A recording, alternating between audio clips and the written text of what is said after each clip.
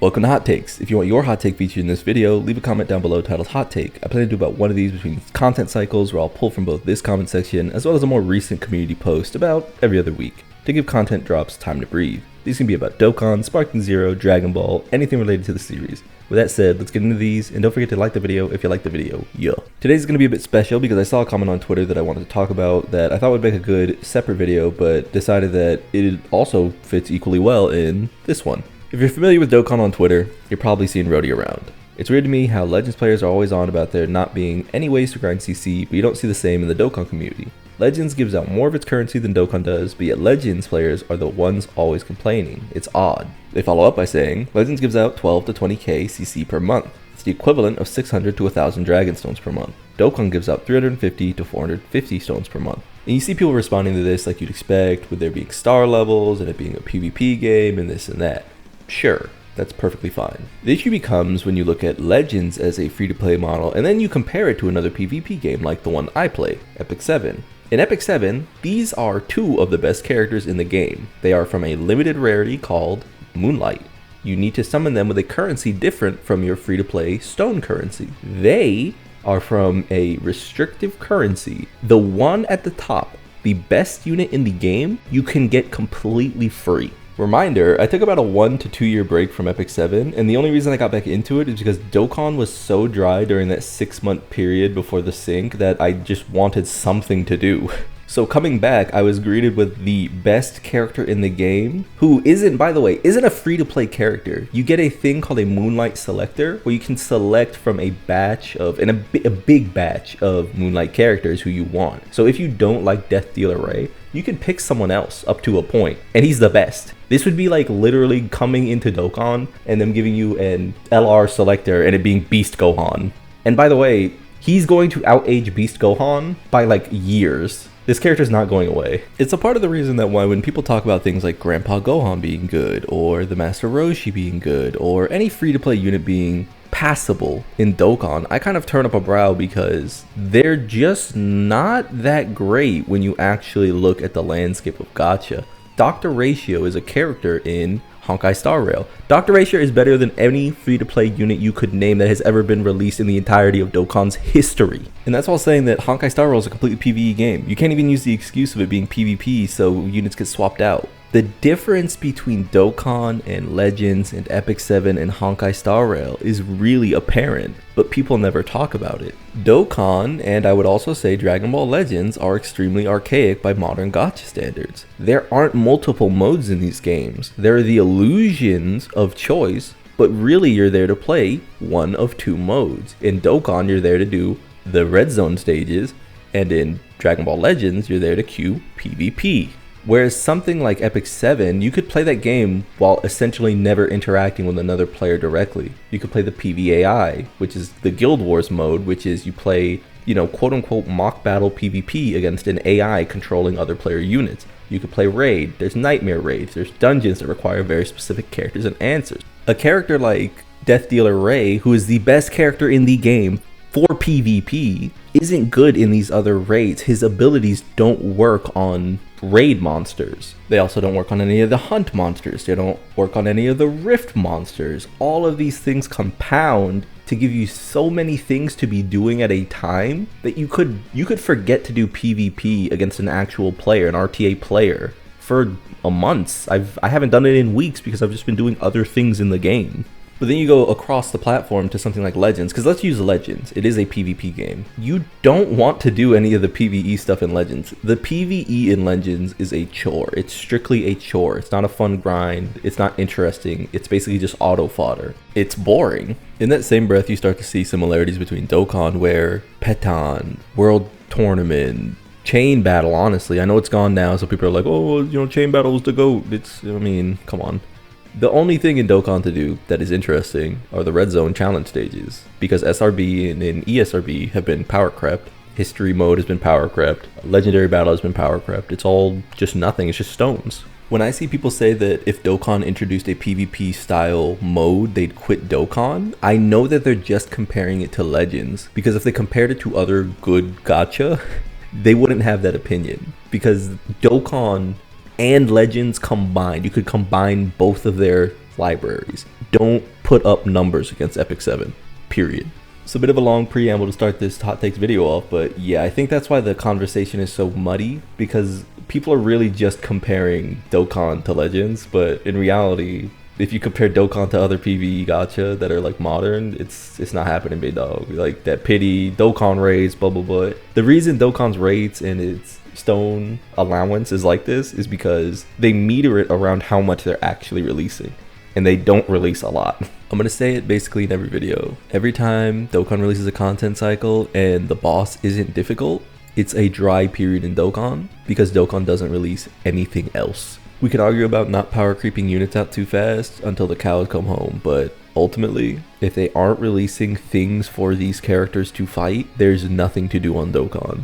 Here we have Soap back from the previous hot takes videos saying, to elaborate on my hot take, I feel like the difficulty in some of the newer events has been extremely stagnant. The Goten and Trunks fight gets immediately demolished by the Brolys. The Gohan fight is the only one that felt actually difficult. I like it, no comment. The SSJ2 Gohan fight relies on his key reduction and territory skill, which Int Broly just negates or Tech UI's domain. The SSJ Trio fight has a super boring third phase that is free with Tech Carnival Broly's attack, breaking on 24 key, etc, etc. You get the point.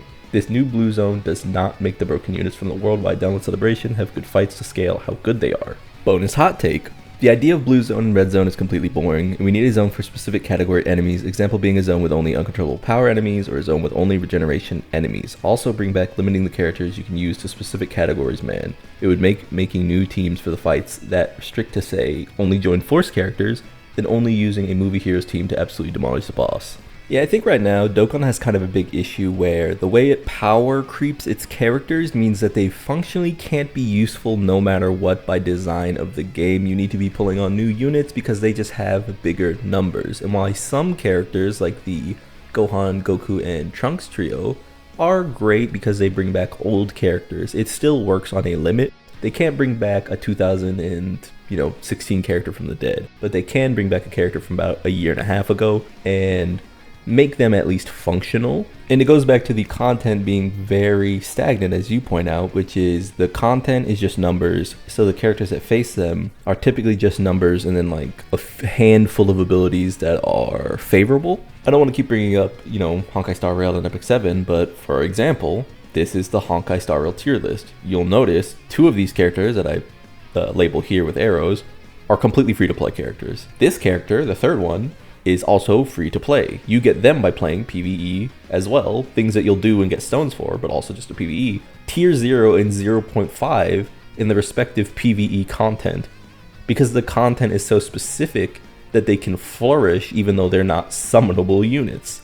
Dokkan has never had this. Never, ever, ever. Not to this level.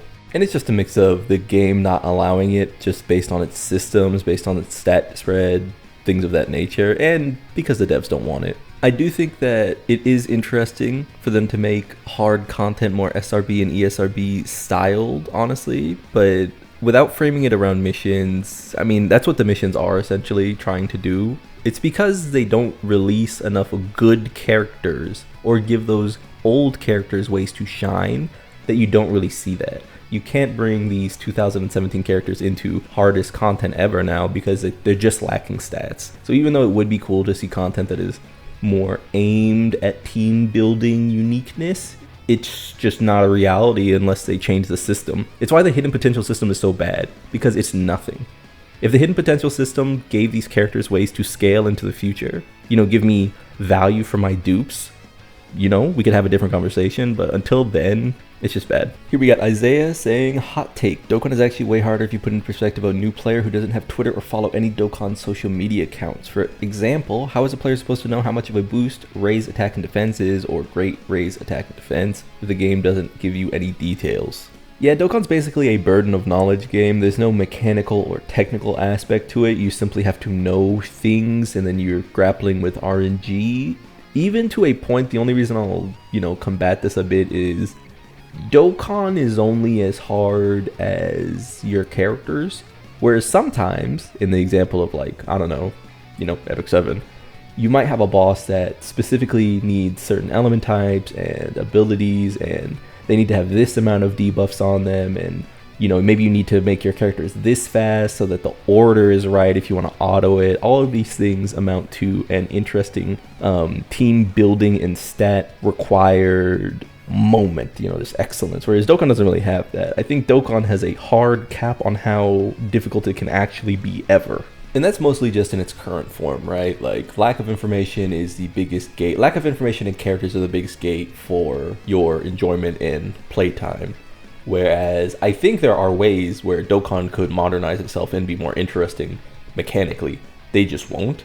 But people act like just because it's the bubble popping game that it's limited because it's a bubble popping game. That's not true. That's just not true. You can, theorize and come up with events that would be styled more interesting. They just don't do it. EzoTDM says, I think they should have an opinion to activate the domain on domain transformation. So stupid that I have to wait till turn 8 sometimes to proc domain when I run triple Broly's. Even during red zone meta, I would sometimes die because I am forced to sit here domainless on tech merge Zamasu. And speaking of ways Dokkan is behind the times, yeah, this is one of those things that I think shows Dokkan's age and sort of archaic build completely. Domains are an interesting idea. Domains work in theory very well, and then in practice you can't override them. So characters are completely locked or gated from teams, thus ruining this vision of team building, quote unquote, that people talk about. If there's this much outrage in another series, like, I think it would be changed, but domains as they are just the worst mechanic in Dokkan, probably part of modern Dokkan at least, and they just prove themselves to be quick aging for characters that release. And finally we have 10548. I don't know how much of a hot take this is now that the honeymoon phase of the game is over, but I believe Sparking Zero was launched unfinished, probably due to Bandai wanting to coincide the release with Daima, not unplayable, but unfinished. I'm going to respond to this in parts because this is a pretty long one. I do think this is true. Daima seems to be the albatross hanging around a lot of series' neck. That said, I think that Daima has been fun thus far, and I don't expect it to get worse for any reason, but it's important. A lot of series, like Dragon Ball that are long running, have these landmark moments that change the marketing and development time around them, even down to like real fighting, like, not real fighting games, traditional fighting games like Street Fighter or Guilty Gear, what have you. Things get released for marketing, I get it. The most egregious issue when it comes down to it is the state of online mode. The communication errors from multiple people that render online completely non-functional, even after the patch we received recently. I know Xbox had a big problem.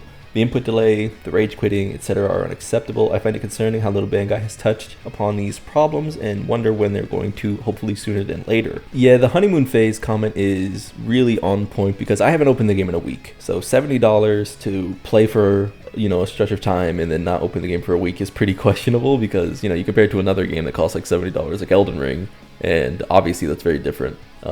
Dragon Ball Sparking Zero has obviously gotten a lot of pillowing, a lot of room to be sort of mid because it's Dragon Ball Sparking Zero, it's Budokai, people were excited for it, but as the problems stack up, as things like the online connectivity, Xbox couldn't play online, you know what I mean? That's crazy. There are also a lot of obvious, I don't want to say balance because people get like way too upset about hearing balance when it comes to Sparking Zero, but there are fixes to the game's like cap of fun. Like right now there is a peak of fun you can have in Sparking Zero, and it's not that high if you're just trying to get on and play some games online. Because you gotta remember, they didn't launch this game with a casual mode, they launched it with a ranked mode. And while you can say the game's not meant to be competitive, sure, like, I don't know, man, was Dr. Gero and 19 the only thing they expected when they said the game was gonna be imbalanced? Is that what you expected, or do you expect the fusions to be fun? I think you expected the fusions to be strong, right? And the more you become aware of these problems and the problems of the base systems, because every character in the game is functioning the same outside of their skills and some of their blast, their key wonkiness. The thing about that is, it would be better if this homogeny was backed up by universal skills that were more, again, I don't want to say balanced, but super counter is an issue because it's too easy. Vanishing is too easy. Vanish wars are boring, etc., etc. Has anyone seen a beam clash outside of setting it up in like custom battles? No, because why would you ever throw a beam? You know what I mean? Like, it's just all of these problems that are compounded to make the fights vanish wars, perception spamming, and super counter to get out of any problem you could possibly have. It's why when people are getting upset at Broly right now for going into sparking and then, key spamming you, it's like, well, what do you want the game to be if you also don't want nerfs? because that needs to exist, because otherwise no one can fucking die in Sparking Zero right now, because they didn't spend enough time actually thinking about the systems they put in the game, not to make it more competitively viable, but to make it fun. And then we have, other than that, the lack of maps, cosmetics, offline modes, fine-tuning of the mechanics, way too much to get into detail about. Yeah, I mean, I just did that rant. And the large gaps of story left out of certain episode battles, Vegito, Piccolo, Trunks mostly. It's pretty lame, and contributes towards my point about the game launching unfinished. I don't think it's a bad game, just needing more time in the oven, and I'm disappointed in the state it's in. Yeah, I mean, yeah, a lot of that content was pretty short-lived. The customization options are basically nothing. A lot of the shop is just kind of filler stuff, like there's not much meat there. It is very funny in retrospect, because hindsight is 2020 as always, but when that IGN reviewer gave the game a 7 out of 10 on launch and everybody was dunky on them, I stayed silent, because to me 7 out of 10 is pretty high, but to a lot of people 7 out of 10 is dog shit, abysmal water. And the reason that is because IGN only ever gives out 9s and 10s, and you know, it's a very disingenuous company. That said, Sparking Zero is a 7 out of 10 ass 7 out of 10, and it's pretty fun for that. Like it does what it needs to, but if you put any amount of actual time into this game, I mean, we're human. We're gonna find the path of least resistance and go with it. No one wants to play Dr. Wheelo, but it's not fun to get your ass beat by androids and Yajirobe and, you know, etc, etc. So, path of least resistance, you're gonna have more fun if you get to at least play the game by playing things like Android 19 and 20, Yajirobe, Roshi, blah. I remember a while ago when Gohan and Piccolo came out for Dokkan, I was going to do a type of video where I did the Scouter Vegeta, Gohan, and Piccolo in Sparking Zero to sort of pair with Dokkan. And as I played, I was just like, man, this shit is just not fun. Like, I know people are doing challenges, oh, Cyberman to Z rank, Z rank. A lot of that stuff is just content though, you know what I mean? Like, it's not fun to do that unless you're making money. But yeah, man, this has been Hot Takes for the week. Subscribe to join the club, like if you like the video. Remember to leave your hot take down below if you want a chance to, I mean, not even a chance, I will read it. So, you know, leave it down below if you want to see that come up in a video. And we all gonna make it. Peace.